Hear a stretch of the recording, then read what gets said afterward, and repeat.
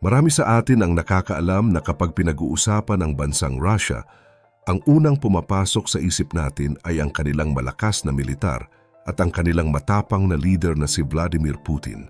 Pero sa likod ng mga parada at malalaking armas nila ay may isang madilim na pangyayari na kasalukuyang nagaganap sa loob mismo ng gobyerno nila. Hindi ito tungkol sa labanan sa labas ng bansa, kundi isang masidhing paglilinis sa loob mismo ng kanilang sariling bakuran. Nitong mga nakaraang buwan, sunod-sunod ang balita tungkol sa mga matataas na general ni Putin na bigla na lang nawawala sa pwesto o kaya naman ay natatagpo ang patay sa hindi maipaliwanag na dahilan. Ang mga taong ito ang dating pinagkakatiwalaan ni Putin sa kanilang mga operasyon, kaya naman nakakapagtaka kung bakit isa-isa silang nalalaglag sa listahan. Ito ba ay simpleng pagbabago lang sa kanilang pamunuan o may mas malalim na dahilan kung bakit tila itinituring na silang mga kalaban ngayon? Pero bago po ang lahat, baka pwedeng pa-like ang video na ito at mangyaring mag-comment sa baba kung taga saang lugar ka para malaman namin saan umaabot ang ating mga video dahil napakalaking bagay na ito sa aming content creators. Maraming salamat po. Simulan natin sa mga aktwal na pangyayari na napaulat kamakailan lang. May mga ulat na ang ilang general ay namatay dahil daw sa sakit, pero ang iba ay sangkot raw sa mga pagsabog ng sasakyan at ang ilan pa nga ay sinasabing kinuha ang kanilang sariling buhay. Ang nakakapagtaka rito, nangyayari ang lahat ng ito matapos ang isang serye ng mga pagkakamali sa kanilang mga estratehiya sa gyera. Kapag tiningnan natin ang pattern, mapapansin na ang mga pinatatahimik o kinukulong ay yung mga opisyal na may sapat na kapangyarihan para kumontra sa mga utos ni Putin. Halimbawa na lang ang nangyari sa mga tauhan na malapit sa dating defense minister. Imbes na bigyan ng parangal sa kanilang serbisyo, marami sa kanila ang inakusahan ng korupsyon at biglang ipinakulong. Ngunit para sa mga meron sa politika, ang korupsyon ay isa lamang dahilan para legal na matanggal ang sinumang nagiging banta sa kapangyarihan ng Pangulo. Ipaliwanag natin kung bakit ito mahalaga.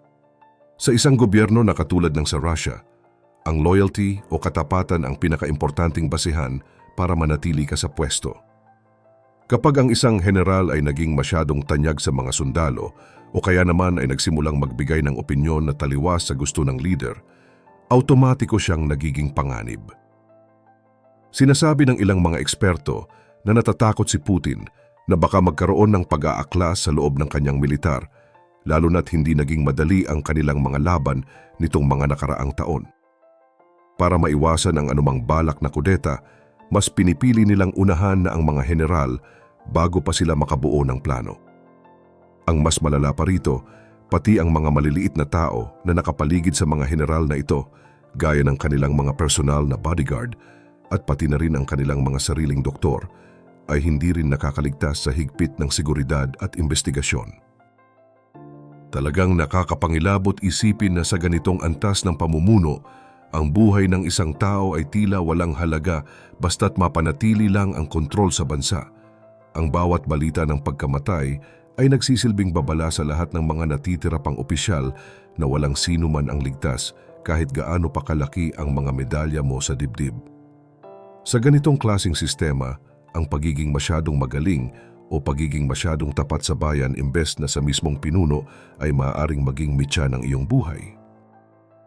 Sa puntong ito, marahil ay tinatanong ninyo ang inyong mga sarili.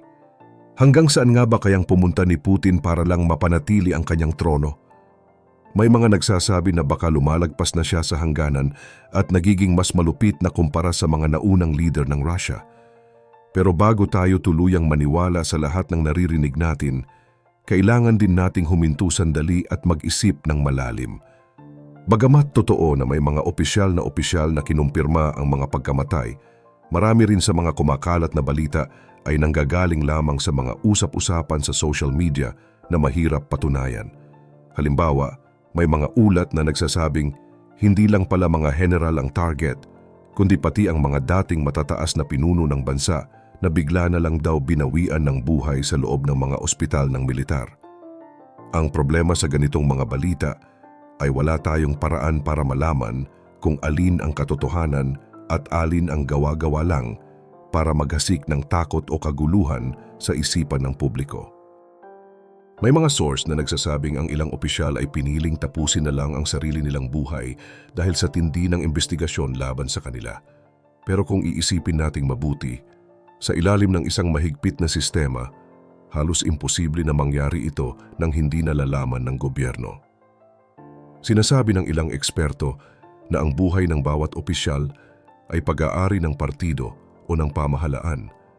Bakit ka naman papayagang mawala agad kung maaari ka pa nilang pigaan ng impormasyon para ituro ang iba mo pang mga kasama?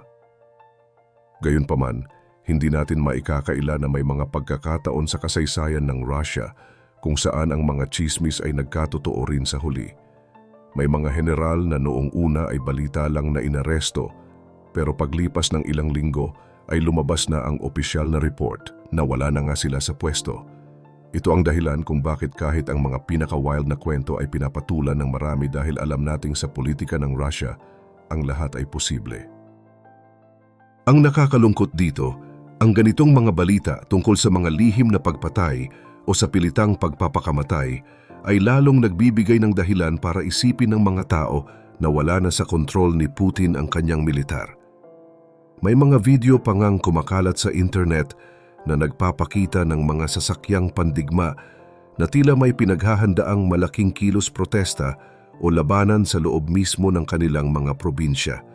Bagamat ang karamihan sa mga video na ito ay wala naman sa tamang konteksto, sapat na ito para mapagana ang imahinasyon ng marami. Ang kwentong nabubuo sa harap natin ay simple lang pero nakakabahala. Kung totoo man na umaabot na si Putin sa punto na kailangan na niyang itumba pati ang mga driver, tagapagluto at mga doktor ng kanyang mga opisyal para lang makakuha ng impormasyon, ibig sabihin nito ay nasa isang napakasikip at delikadong sitwasyon siya ngayon. Sa puntong ito ay marahil tinatanong ninyo ang inyong mga sarili kung nasaan na nga ba ang mga formal na paglilitis o yung mga balita sa telebisyon kung saan humihingi ng tawad ang mga opisyal sa publiko. Nakakapagtaka rin kung bakit tila puro tago at puro bulungan na lang ang lahat ng mga nangyayari ngayon. Noong una ay may mga usap-usapan pa tungkol sa mga totoong barilan sa gitna ng kalsada sa pagitan ng magkakaibang kampo sa loob mismo ng gobyerno. Pero kung titingnan nating mabuti ang kanilang sistema, lalo na sa isang bansa na sobrang higpit ng kontrol, ay halos imposible na mangyari ang ganyang klaseng gulo nang hindi agad nalalaman ng lahat.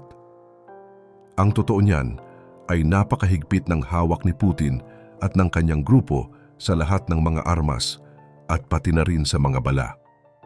Ang mga sundalo at mga gwardya ay binibigyan lang ng sapat na gamit para sa mga emergency kaya wala silang sapat na kakayahan na magsimula ng sarili nilang laban nang walang utos na nanggagaling sa pinakataas na opisyal. Dahil sa sobrang ganda at higpit ng pagkakaayos ng kanilang sistema ng pagsubaybay, ay napakahirap para sa kahit sinong sundalo o opisyal ang gumalaw nang hindi agad napapansin ng pamahalaan. Kaya naman yung mga kwento na narinig lang daw nila sa kakilala nila na may nagaganap na barilan ay madalas na malayo sa totoong katotohanan. Sa tingin ng maraming eksperto ay hindi naman talaga kailangan ni Putin na gumamit ng madugo at lantaran na pag-atake para lang mapanatili ang kanyang pwesto at kapangyarihan. Mas gusto pa rin niya na magmukhang legal at maayos ang lahat ng kanyang ginagawa sa harap ng buong mundo. Ang naging problema sa pagsunod sa mga balitang hindi naman sigurado ay baka mali ang maging pagbasa natin sa tunay na sitwasyon.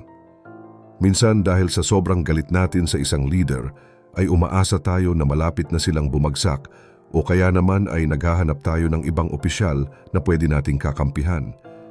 Pero ang masakit na katotohanan sa loob ng ganyang sistema ay halos lahat sila ay bahagi lamang ng parehong problema. Huwag din nating isipin na dahil may mga general na nawawala ay mahina na agad ang kanilang gobyerno dahil sa katunayan ay maaaring ito pa nga ang paraan nila para mas lalong tumibay ang kontrol ni Putin sa lahat. Kung iisipin natin na watak-watak na sila at wala ng kakayahan, ay baka magulat na lang tayo sa susunod nilang gagawing kilos.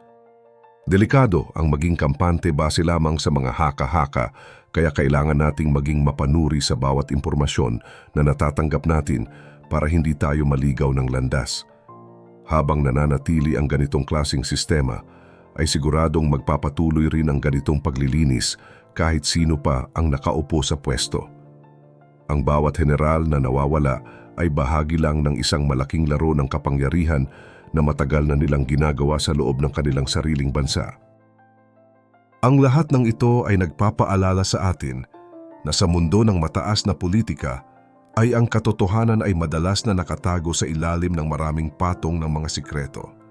Ang pagkawala ng mga general ay hindi lang basta isang balita kundi isa itong seryosong babala na ang kapangyarihan ay pwedeng bawiin sa iyo sa isang iglap lang kung mawawalan ka ng katapatan. Kayo ba ay naniniwala na ang mga paglilinis na ito ay isang malinaw na senyales ng takot ni Putin o talagang bahagi lang ito ng kanyang matalinong plano para mas lalong lumakas ang kanyang kapit sa bansa? Sa inyong sariling palagay, ay may pag-asa pa bang magbago ang takbo ng pamumuno sa kanila?